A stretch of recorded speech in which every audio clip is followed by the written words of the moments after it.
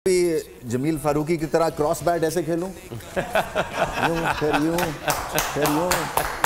Sir मैं क्या हूं आपके सामने, क्या बेचता हूं?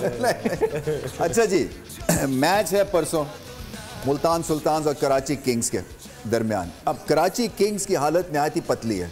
मुझे लगता है कि ये मैच अगर हारते हैं तो फिर टूर्नामेंट से भी शायद छुट्टी हो जाएगी। सो डू और डाई सिचुएशन में अब दो चीज़ें होती है, या तो आप बिल्कुल ही नीचे गिर जाते हैं या आप खड़े हो जाते हैं, बिकॉज आपके पास ऑप्शन ही कोई नहीं होता मां सवाए जीतने के और फाइट करने के। सो मुझे नहीं समझ लग रही है सकलैन कि ये मामला जो है कराची किंग्स के वो ऑक्शन के ऊपर ख़राब चलने शुरू हुए जब इन्होंने पिक किए ये प्लेयर्स, क्योंकि कई दफ़ा आप रेपुटेशन पे पिक करते हैं, कई दफ़ा आपका स्प्रेड ही इतना आपको अलाउ करता है। मैं समझता हूँ कि कई टीम्स ने गलती जो की है वो फॉरेन प्लेयर्स के साथ उनको पिक करने में की है, क्योंकि वो नाम पे चले गए हैं। जैसे अभी हमने देखा गप्टिल और जेसन रॉय दोनों फ्लॉप शो हैं, मतलब ज़्यादा फेल हुए हैं। तो इसी वजह से मैं समझता हूं कि कराची किंग्स ने क्या वहां गलती की है, क्या ऑफ द फील्ड मसाइल हैं अभी इनके, इतना प्रेशर है, या फिर टेक्निकल बताएं क्या वजह है? नहीं, आई थिंक पहली गलती तो वही है, क्योंकि अगर आप देखते हैं ऑन पेपर तो कुछ नज़र नहीं आ रहा कि इनका batting, middle order, bowling, spin department कुछ इस तरह मिल के कोई एक टीम की कोई फिलॉसफी नज़र आ रही हो। पहले तो ये नज़र आ रही है। दूसरा ये है कि इनका जो इन्होंने स्टार्ट किया, उस स्टार्ट के अंदर जो इनकी बातें थी या उनके जो दावे थे, मेरा ख्याल है वो बहुत ज़्यादा थे, और उसकी वजह से चीज़ें जो है ना वो ऐसे लग रहा था कि भी बहुत ज़्यादा अग्रेशन बट कंट्रोल नहीं है। कुछ चीज़ें ये भी थी। तो ऊपर से पैदर पे 2-3 मैच जब हारे हैं तो उनका कोई पैनिक बटन भी ऑन हो चुका नज़र आ रहा है। तो मुझे लगता है जो एनालिटिकल विंग है ना, वो आप देखें जो टीम ऊपर जा रही हैं वो उनके उसके ऊपर बहुत तैयारी थी कि वैल्यू हर प्लेयर की उन्होंने डिटरमिन की, कहाँ पे इसको इस्तेमाल करना है, अगर ये इंजर्ड हो जाता है बेंच पे उसकी जगह कौन आएगा, कब हमारे फॉरेन प्लेयर्स होंगे एंगेज होंगे। मुझे लगता है कि कोयटा ग्लैडिएटर्स इसमें थोड़ी सी मार खा रहे हैं, कराची किंग्स इसमें मार खा रहे हैं। अगर मोहम्मद आमिर अनफिट हो गए हैं, उसकी रिप्लेसमेंट अब वो उमर लड़का आया जिसको आखिरी का ओवर करवा दिया, उसने 40-50 रन दे दिए।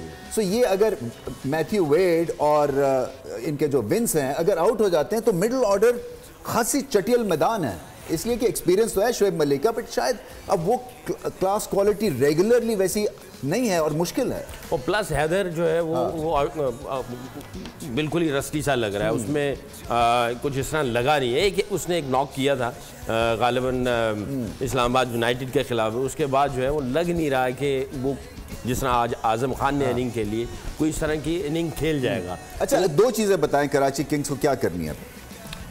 जो आपने अभी पहले बात कही ना कि अब आपको डू एंड डाई सिचुएशन है, आप एक फॉर्मूला तय कर लें कि हमने किस ब्रांड की क्रिकेट खेलनी है और उस ब्रांड के ऊपर आप जाएं। अगर आप क्लियर नहीं है, क्लैरिटी नहीं है आपकी, तो आप बहुत कंफ्यूज क्रिकेट खेलेंगे और कंफ्यूज क्रिकेट में आपके चांसेस बहुत मिनिमम हो जाएंगे। मुल्तान सुल्तान्स को कोई प्रॉब्लम नहीं है, और क्यों नहीं है?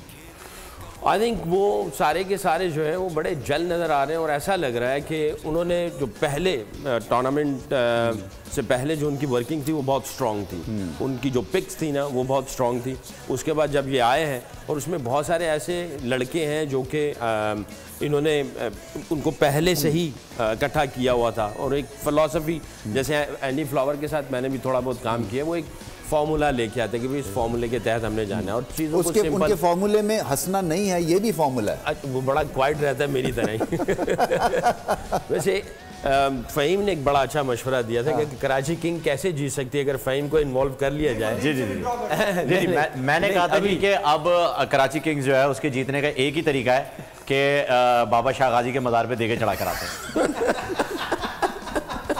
ये है मेरा ख्याल है। मुझे ये भी लग रहा है, मुझे ये भी लग रहा है कि ये जो है जो एहसानुल्लाह है और उसामा मीर, ये बहुत ही अच्छी फाइंड है इनकी मुल्तान सुल्तान्स की। देखिए कुछ इन्होंने काम भी तो किया है ना कि फ्यूचर एसेट डेवलप भी किया है और फिर उसको मिलाया इन्होंने एनवायरनमेंट में जो प्रोफेशनल्स के साथ, तो उस लिहाज से आई थिंक इनको क्रेडिट भी देना है कि इन्होंने नए लड़कों को भी बहुत ही अच्छी तरह से इनका इस्तेमाल किया। सो क्या फिर कराची किंग्स वेकअप कॉल जागेंगे या नहीं जागेंगे? इनके मेन प्लेयरों के साथ आंकड़ा लगाए ना ये, जैसे अगर एहसानुल्लाह है, मीर है, बॉलिंग के बैटिंग के एतबार से इनके जो मेन प्लेयर हैं वो हाथ खड़ा करेंगे कि हम इनको तोड़ेंगे। अगर मेन को बॉलर्स को तोड़ते हैं तो जाहिर है आप गेम के अंदर आते हैं। हमने थोड़ी सी तोड़ फोड़ भी देखी, मतलब है वो होती है जब आप मैच हारते हैं, बट वो कितना असर करेगी, मतलब वो प्रेशर और क्रिएट करती है या कि ठीक है ये डेफिनेटली होती है, क्योंकि आपने कभी नहीं कोई चीज तोड़ी पाकिस्तान के हारने पर? मैं कोशिश ये करता था बिल्कुल खामोश रहूं, मैं अपने कमरे में जाके तोड़ता था। चलें जी, हम एक्सपेक्ट कर रहे हैं कि कराची किंग्स जो हैं वो वापसी करेंगे, क्योंकि अभी भी मौका है शायद कि ये मैच जीतते हैं, फिर दूसरे कोई टीम्स हारती हैं तो ये मुकाबले में आ सकते हैं। सो अभी भी थोड़ी सी हल्लाशेरी की ज़रूरत है, थोड़ा बकअप इनको करने की ज़रूरत है, मगर मुल्तान सुल्तान जो है ना वो अनकैचेबल लग रही है, बड़ी ज़बरदस्त फॉर्म है। हम उम्मीद यही कर सकते हैं कि मुकाबला तगड़ा होगा। इम्पोर्टेड हुकूमत और उनकी हवारियों की अदलिया के खिलाफ हर्जा सराई, मरियम नवाज की अदलिया और फाजिल जज साहिबान पर शदीद तनकीद। इस घिनौनी साजिश को बेनकाब करने पर बोल को एक दफा फिर नशरियात की बंदिश का सामना करना पड़ रहा है। बोल अदलिया की इज्जत के लिए खड़ा है और खड़ा रहेगा। सब्सक्राइब करें और बेल दबाएं ताकि कोई खबर रह न जाए।